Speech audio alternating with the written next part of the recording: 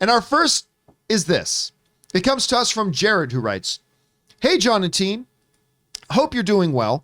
I saw news that there was a report from Deadline that there is, and I'm not kidding, a Play-Doh movie in the works. Emily V. Gordon will write the script with Jon M. set to produce and possibly direct. What are your thoughts on this? I mean, as the late great Jon Schnepp once said, I like shapes. Do you see them shaping this film into something worth watching? Thanks, and keep up the great work." All right. Thanks a lot for sending that in, man. Okay. On its surface, the idea of they're going to do a Play-Doh movie sounds like a joke in a movie being made about people who make movies. He's doing a Play-Doh movie. What? Sounds ridiculous. But remember this. We live in a world where they made a Lego movie. And they made a Lego movie damn good. Really damn good. I've often said this before. I've said this before. I will say it many, many, many more times. You can make a movie about anything if you have the right story idea. Hence, that's where Felipe the Sentient Dancing Microphone comes from. I said, I could make this happened years ago. I said, man, you could make a movie about, and I looked around, I said, I don't know, this microphone. You could make a movie called Felipe the Sentient Dancing Microphone. If you've got the right story idea and the right person penning the script and the right director and the right support around it, you can make that movie really good. And the living proof of that is the Lego movie. So I am no longer going to dismiss a movie out of hand just because it's about something as basic as Play-Doh. There's literally a world of possibilities you could have there. Also, I want to point out something here. The thing that gives me some actual curiosity about this are the people making it. The people making it. Emily Gordon got an Academy Award nomination for the screenplay that she wrote with Kumail Nanjiani for The Big Sick. One of my favorite films of the last 15 years. The Big Sick is a wonderful, and it's their story. For those of you who don't know, if you watch The Big Sick, Emily V. Gordon, she is Kumail Nanjiani's real wife. And that movie was about Kumail Nanjiani and her. Now, she didn't star in the film with Kumail, but it's about her. She got Academy Award nomination, and her writing this? Okay, that's intriguing to me. And wait a second, you're going to add the director of Crazy Rich Asians and West Side Story, In the Heights? I love those movies. I absolutely love those movies. Crazy Rich Asians I watched that movie like 5 times, and I laugh harder every time I watch it. And In the Heights was a masterpiece. I knew nothing about In the Heights. I never listened to the album, didn't care anything about it. Ann and I got up when that movie was over and we danced in the aisles to the music playing in the credits. That's how much it moved us. So, okay, Play-Doh movie. Dumb sounding idea. Emily Gordon and Jon M making it? All right, I'll give you the time of day. Count me as interested, Rob. Rob, you hear about this? Are you able to move beyond the, wow, what a ridiculous sounding idea this is? Or, I don't know, what are you thinking? I actually was able to once ask one of the men responsible for getting the Lego movie franchise turned into a series of movies, why would you ever decide to do this? Like, what possessed you to? And he had a great answer. He said, well, I was playing the games. I was playing the Lego video games, and I saw that there were characters I was involved with, and the way you could use different franchises. But, Lego, they're people. You build towns and things like that.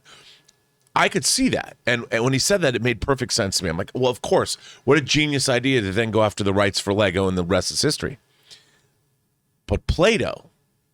But, John, here's the thing. When I first, is this where we've come in our society to make a Play-Doh movie? But, that said, if I apply this gentleman's same logic to Play-Doh, I almost said Playboy, to Play-Doh. If we apply the same logic to Playboy. But, with Play-Doh, you could make creatures and people and monsters and dinosaurs. And so I could imagine that you could do some, there's a Canadian animator, John, from the early, her name's Sally Cruikshank. and she made an animated film that I used to see played on like Showtime in like 1980 called Quasi and the Quackadero. I think that's the name of this movie. I'm not familiar with it. I haven't seen it in 40 years. Quasi and the Quackadero. Quasi. And by the way, I just got to say, Waterwolf in the live chat was saying, Playboy Dough. There you go. There's your crossover movie, Rob. Playboy Dough. I mean, there you go. But if you had a story set in Play-Doh world, you could make the story almost anything. It could be a coming of age story, and the creatures, you know, maybe they get sculpted by a child's imagination, and the child doesn't realize that they're actually creating a world that exists. You could do something that I have no idea what this movie's going to be about. Right. But I'm just seeing, my first impulse is to reject the idea of this and be like, come on. Is this the world we live in? But applying that logic behind, well, once I saw that in a Lego movie or in the Lego video games, that's what made me go after the franchise. Somebody has an idea about this. Somebody came up with an idea and said, you know, I'm sure the toy is it Hasbro? It's Hasbro and E1. So, yeah, Hasbro's got E1. They're looking at whatever. Somebody probably threw out at Hasbro, what if we made a Play-Doh movie? Somebody came up with a pitch and said, here's how you make a Play-Doh movie. And it's interesting that one half of the people that made The Big Sick came up with this idea because it makes sense. It's interesting you mentioned that because she does talk about that specifically. This comes just from the folks at Variety who write the following. In the latest toy-related movie news, Play-Doh is being molded, get it? Is being molded into an animated feature film from E1 and Hasbro. The prospective picture will be written by Oscar-nominated screenwriter Emily V. Gordon with Jon M producing, with the potential to direct. The team looks forward to bringing the audience to a moldable, pliable, iconically scented story about the importance of imagination, Chu and Gordon stated. After news of the project broke, Gordon tweeted a brief explanation, writing, Jon and I had a series of conversations about creativity, imagination, and the purpose of art that were so funny and juicy that I knew I had to do this. And Rob, that goes right back to what you were just saying, right? Like the interesting thing about a Lego movie or a Play-Doh movie is that you literally can make this movie about anything you want. Mm-hmm. I mean, to use, a cliche, they're limited only by their imagination. You can make it about space. You can make a Play-Doh movie about ninjas fighting the moon and make it the favorite movie of all time of two guys in this favorite movie. Right. I mean, it can literally be about anything. But and also, like, not too long ago, Fox Entertainment bought the rights to Gumby. I don't know if I remember that. Right? It was not too long ago, so maybe we might have some Clay Wars, some Dough Wars going on. For me, I would rather have a movie with cookie dough, pizza dough, bread dough. That would be amazing to have all the food doughs in a movie. We're going out to dinner tonight, so that maybe you're thinking about later. No, I'm just saying, at least put dough I care about in the movie. No one could eat Play-Doh. Have you tried? I did. I think every kid has tried. It actually sucks. Dude, every kid tries to eat Play-Doh. There's a t-shirt, at least make it about dough I care about. That's a quote that should go on the poster for the movie. But at least make it about dough I care about. But I'm saying, find out you can actually swallow paste. If you're really good at doing the Play-Doh thing and you make like a slice of pizza, for some reason I get hungry. Why? How does that work? Why am I me? All right, guys. Question is for you. Now I want to see a food dough movie. Food dough movie. What do you think about this notion of a Play-Doh? Look, I think all of us initially think it's a dumb idea, but maybe there's some potential there. Do you think the creatives that are behind it gives you a little bit more hope for it? I don't know.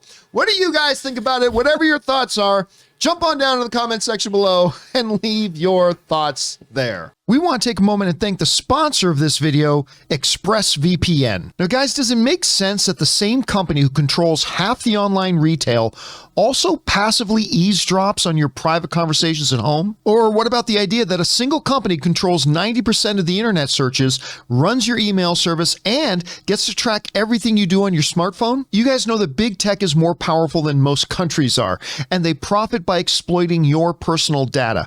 It's time to put a layer of protection between your online activity and these tech juggernauts, and that's why I use ExpressVPN. You see, when you run ExpressVPN on your device, the software hides your IP address, something that big tech companies can use to personally identify you. So ExpressVPN makes your activity harder to trace and sell to advertisers. ExpressVPN also encrypts 100% of your internet data to keep you safe from hackers and eavesdroppers on your network. So stop handing over your personal data to the big tech monopoly that mines your activity and sells your information. Protect yourself with a VPN that I trust to keep me safe online. Visit expressvpn.com/Campea. That's expressvpn.com/Campea to get 3 extra months free. Go to expressvpn.com/Campea right now to learn more.